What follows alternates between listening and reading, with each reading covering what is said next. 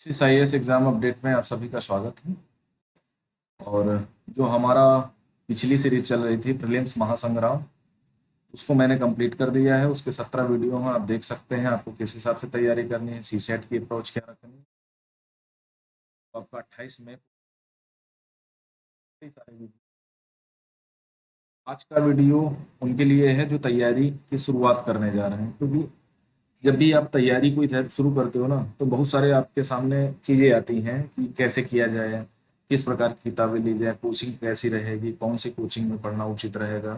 इस तरह से बहुत सारे दिमाग में सवाल घूमते रहते हैं, और कुछ ऐसे लोग मिल जाते हैं जो सवालों के जवाब भी देते हैं, तो वो और ज़्यादा गुमराह कर देते हैं, है ना। तो वो ना हो आपके लिए, तो उसके लिए इस वीडियो को आज मैं है ना, उद्देश्य मेरा यही था। तो जो नए लोग हैं, चाहे वो स्टूडेंट हों जो अभी अपना ग्रेजुएशन कंप्लीट करके निकले हों, या जॉब करने वाले लोग हों, या घर पे काम करने वाले लोग हों, कोई भी हो, जिनका देखो यूपीएससी बहुत ज़्यादा डिमांड नहीं करती। वो कहती है 21 साल की एज होनी चाहिए, ठीक है, और आप सिंपल ग्रेजुएशन आपको पास होना चाहिए, ठीक है। ऐसे लोगों को यूपीएससी क्या करती है, मौका देती है। तो जब एग्ज़ाम ऐसा है आपका, तो आपको कोई भी आप तैयारी कर सकता है। बस उसके लिए क्या करना है, यूपीएससी अपना सिलेबस देती है और सीधे सीधे ये बता देती है कि भाई ग्रेजुएशन करने से ही कुछ नहीं होता, 21 साल के करने से ही कुछ नहीं होता। आपको क्या करना है, एक सीरियस स्टूडेंट होना चाहिए, है ना। उसका सिलेबस आप देखोगे, तो सिलेबस देखते ही आपके वो स्वागता हो जाएंगे कि यार क्या सिलेबस है, इतना बड़ा सिलेबस, इतने सारे सब्जेक्ट हमको पढ़ेंगे, चाहे वो हिस्ट्री हो, पॉलिटी हो, इकोनॉमी हो, अन्य कोई सब्जेक्ट हो। देखो पढ़ना सबका अपना अपना एक अलग तरीका होता है। बहुत सारे लोग होते हैं ह्यूमैनिटीज के सब्जेक्ट जो होते हैं, ठीक है, वो पढ़े नहीं होते हैं, वो जनरल साइंस चीज़ों में या कॉमर्स की चीज़ों में उसमें लगे रहते हैं। और हमारे देश में जो शिक्षा का माहौल है, खासकर उत्तर प्रदेश बिहार में, वहाँ पर क्या होता है कि बच्चे को साइंस ही पढ़ाना है, ठीक है, और वो भी मैथ ग्रुप से पढ़ाना है। तो यहाँ पर वो चीज़ें थोड़ा अलग हो जाती हैं, क्योंकि यहाँ पर जो ज़्यादातर सिलेबस का हिस्सा है ना, वो ह्यूमैनिटीज का है। और अगर सिलेक्शन परसेंटेज देखेंगे तो ज़्यादातर ह्यूमैनिटीज वाले बच्चों का ही सिलेक्शन हुआ है ना। एक वीडियो मैंने यूपीएससी की रिपोर्ट का बनाया था, तो वो आप देख सकते हो। उसमें सारी चीज़ें मैंने डिटेल में बता दी थी। तो आपके लिए जो सबसे चीज़ है, तो सबसे पहले आपको इधर उधर भटकने की बजाय किसी वेबसाइट पे चले जाओ, ठीक है, चाहे वो दृष्टि आईएएस की हो, या विजन की हो, या किसी वेबसाइट पे चले जाओ, वहाँ से आप सिलेबस डाउनलोड कर लो। यूट्यूब पे मैंने बहुत सारे वीडियो डाले हैं जिसमें पूरी सिलेबस की चर्चा की गई है। या अभी हाल फिलहाल में जो 1 फरवरी को यूपीएससी का नोटिफिकेशन है, उस नोटिफिकेशन को डाउनलोड करके या मेरे टेलीग्राम चैनल पे जा करके एक्सिस आईएएस पे आप वो नोटिफिकेशन में सिलेबस की पूरी डिटेल देख सकते हैं। सारी डिटेल यूपीएससी हर साल सिलेबस की देता रहता है ना, तो वहाँ देख सकते हैं। उसके बाद आप चीज़ों को समझ सकते हैं, लास्ट ईयर के क्वेश्चन पेपर देख सकते हैं, तो एक आपको मोटा मोटा आइडिया हो जाता है कि नहीं हमें तैयारी कैसे करनी है, किस टाइप के क्वेश्चन होते हैं। फिर सबसे बड़ी बात आती है कि एग्जाम पैटर्न क्या है, कौन कौन से सब्जेक्ट हैं, किस हिसाब से किस एज के लोगों को तैयारी करनी चाहिए। तो देखो यूपीएससी सिंपल 3 स्टेप में एग्जाम लेती है। प्री 2 पेपर होते हैं, जीएस फर्स्ट और जीएस सेकेंड। इसमें 100 क्वेश्चन होते हैं। इसमें वो history, polity, geography, economy, constitution, environment, science and tech से क्वेश्चन होते हैं। और यहाँ 80 क्वेश्चन पूछे जाते हैं, क्वालिफाइंग नेचर का होता है। दोनों पेपर 200-200 नंबर के होते हैं, ठीक है। और ये मान के चलो 2000, हाँ, कोरोना के 1 साल पहले से लगभग जिनके 95 नंबर आ जाते, हाँ 95 नंबर आ गए, वो फ्री हो गया उनका। जनरल कैटेगरी की बात कर रहा हूँ, बाकी लोग अपने हिसाब से एक एक दो दो नंबर कम कर सकते हैं। जिसके भी 95 नंबर, यानी ये क्वालिफाइंग नेचर का है। इसमें आपको सिर्फ 67 यानी 27 क्वेश्चन अगर आपने सही कर लिए तो ये मान के चलिए आप हो गया।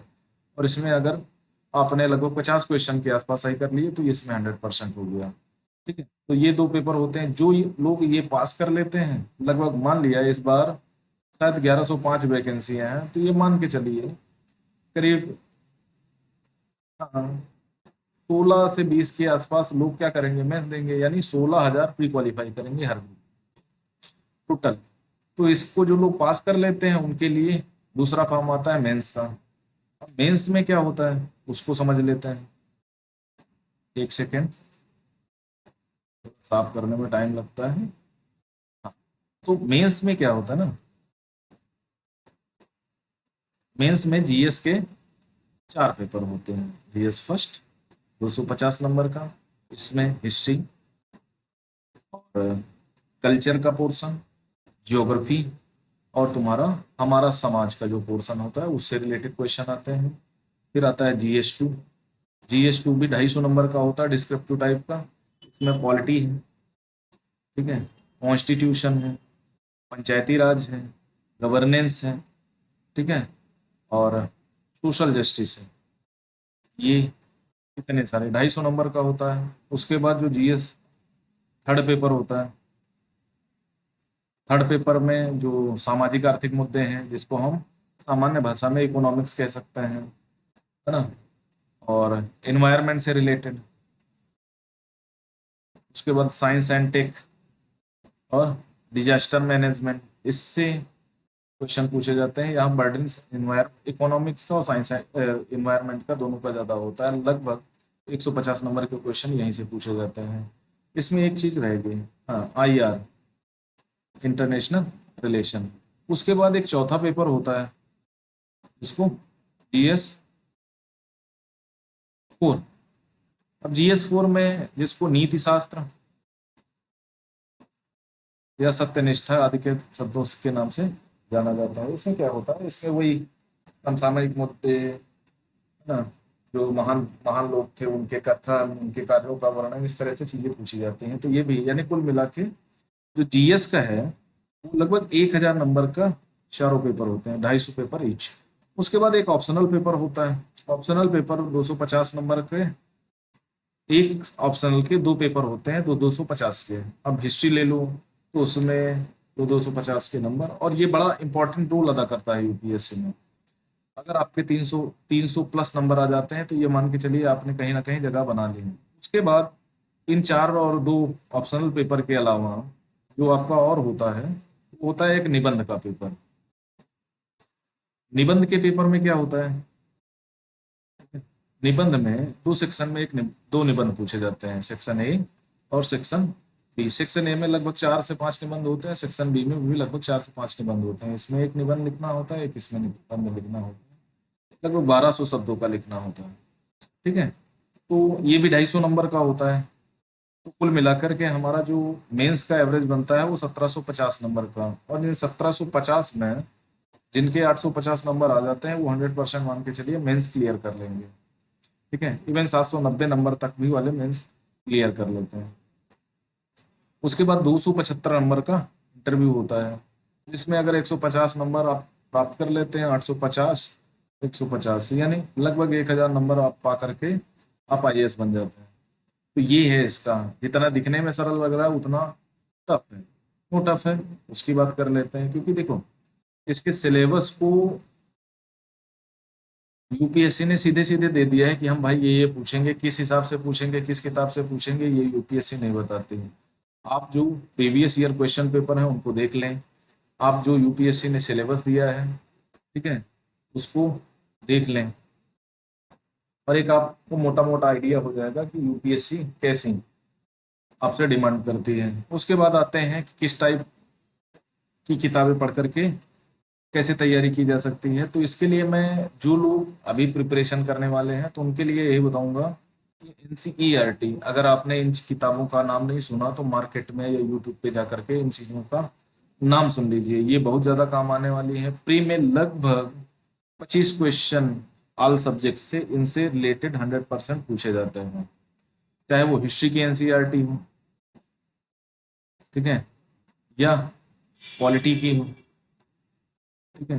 हर बार इन दोनों एनसीईआरटी से लगभग 10 क्वेश्चन पूछे जाते हैं। उसके बाद जियोग्राफी, जियोग्राफी चाहे मेंस का हो, ठीक है, या प्रीलिम्स का।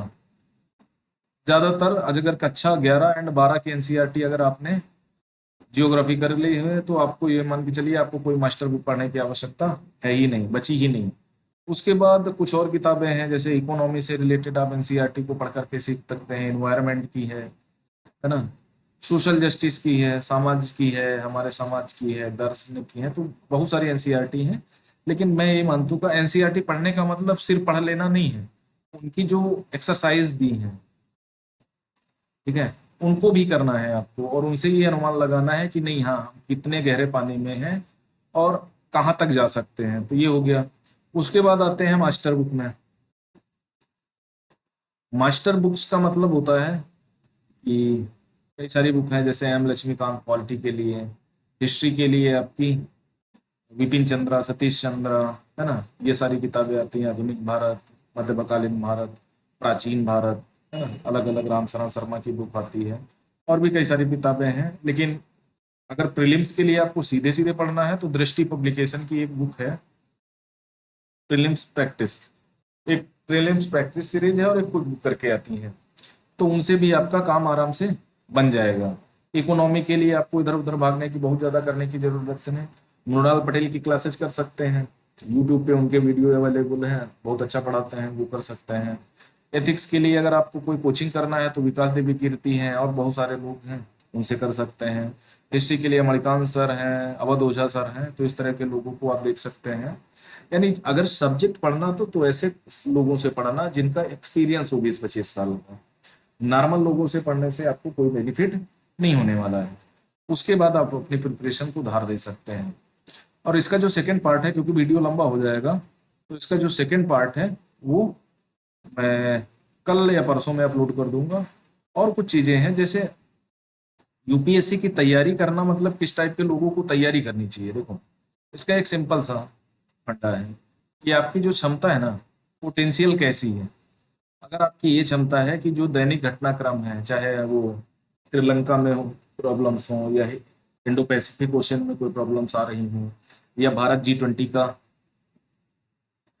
अध्यक्ष बना है दिसंबर 2023-22 में, है ना, और 2023 तक चलने वाला है ना, उसके क्या नेतार्थ हैं, क्या भारत वर्ल्ड ऑर्डर को में कोई चेंज कर सकता है, रसिया यूक्रेन में भारत का क्या पक्ष है, ठीक है, जो बॉर्डर डिस्प्यूट है हमारी चाइना के साथ, उसका क्या सीन चल रहा है। अगर आप सिर्फ मोदी योगी और राहुल गांधी करते रहते हैं तो आपके लिए आईएएस नहीं है।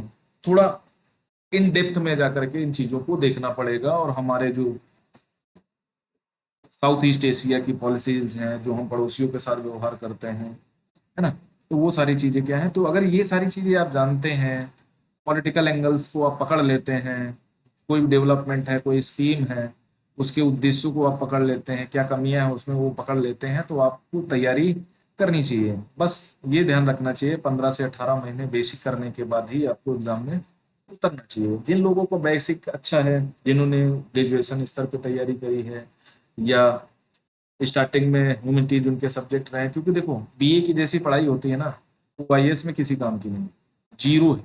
आपको फिर भी जीरो से स्टार्ट करना पड़ेगा। लेकिन हाँ, जिसने अच्छे से एनसीईआरटी को पढ़ा इंटर तक, उसके लिए तैयारी करना काफी आसान हो जाता है। इसीलिए इंग्लिश मीडियम वाले लोग क्या करते हैं, उनके पास ज्यादा अपॉर्चुनिटी आ जाती है। एक तो उनके पास किताबें लेने के लिए उनको गाइडेंस, क्योंकि जो कि इंग्लिश मीडियम में पढ़ेगा ना, उसका बाप कोई कम होगा, कोई लेबर या वो टाइप में नहीं होगा, है ना, अच्छी समाज में उठा बैठे कोई अच्छा पैसा होगा, तो उस टाइप के लोगों के लिए थोड़ा अपॉर्चुनिटी ज्यादा होती है। अब कोई एसी में बैठ के पढ़ता है और कोई पंखे में बैठ के पढ़ता है, या किसी के पास पंखा भी नहीं है, ठीक है, तो अब तीनों में अंतर होता है, तीनों की कंडीशन में अंतर होता है, इसमें आपका कोई दोष नहीं। आप जिस भी कैटेगरी में हैं, जहां पर भी तैयारी कर रहे हैं, तो आप अपना बेस्ट देने की कोशिश करेंगे, बेनिफिट आपको 100% मिलेगा। तो ये सारी चीजें हैं जो आपको कहीं ना कहीं सफलता, सिर्फ पढ़ने से, मैं ये कहता हूँ कि अगर आपने ओवरऑल आपकी स्ट्रेटेजी अच्छी है, आपको डायरेक्शन अच्छी मिल रही है, तो सिर्फ पढ़ने से ही आईएएस नहीं बना जाता, ठीक है। प्रिंसिपल होता है ना कि युद्ध की तैयारी करने से बेहतर है अपने हथियारों को तेज करना, ठीक है। तो आपने अगर 10 किताबें 500 बार पढ़ी हैं और किसी ने 500 किताबें 10 बार पढ़ी हैं, तो सीधी सी बात है आपका नॉलेज उनसे ज्यादा होगा। तो जो भी आपके पास संसाधन है उनको कम मत आंकें, बस उनको ठीक से पढ़ें, उनके जिस्ट में पहुंचने की कोशिश करें कि सब्जेक्ट और लेखक क्या कहना चाहता है। अगर ये सारी चीजें आप सीख ले जाते हैं तो 100% मान के चलिए आपका हो जाएगा। और हिंदी माध्यम में थोड़ा सा प्रॉब्लम होती है, लेकिन फिर भी 2 4 10 सिलेक्शन 20 सिलेक्शन, पिछली बार तो करीब 32 सिलेक्शन के आसपास हुए, होते तो हैं, ऐसा तो नहीं है बिल्कुल नहीं होते, बिल्कुल नहीं होते तो मैं आपसे क्यों कहता तैयारी करने के लिए।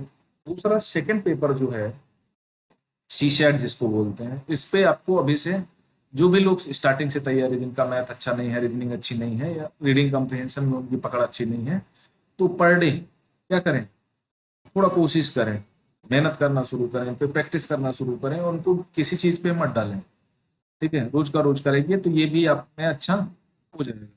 वरना कुछ चीजें आती हैं जो आपको क्या करती हैं, प्रॉब्लम क्रिएट करवाती हैं, तो वो प्रॉब्लम ना हो आपके अंदर में, तो वो सारी चीजें आपको देख सकते हैं। ठीक है, तो ये चीजें आपको करनी चाहिए। और भी कोई दिक्कत होती है तो आप मुझे मैसेज कर सकते हैं, और टेलीग्राम पे चैनल पे फॉलो कर सकते हैं। तो थैंक यू वेरी मच। अगर वीडियो अच्छा लगे तो लाइक करना, चैनल को सब्सक्राइब करना, और ज़्यादा से ज़्यादा लोगों में शेयर करना। Thank you.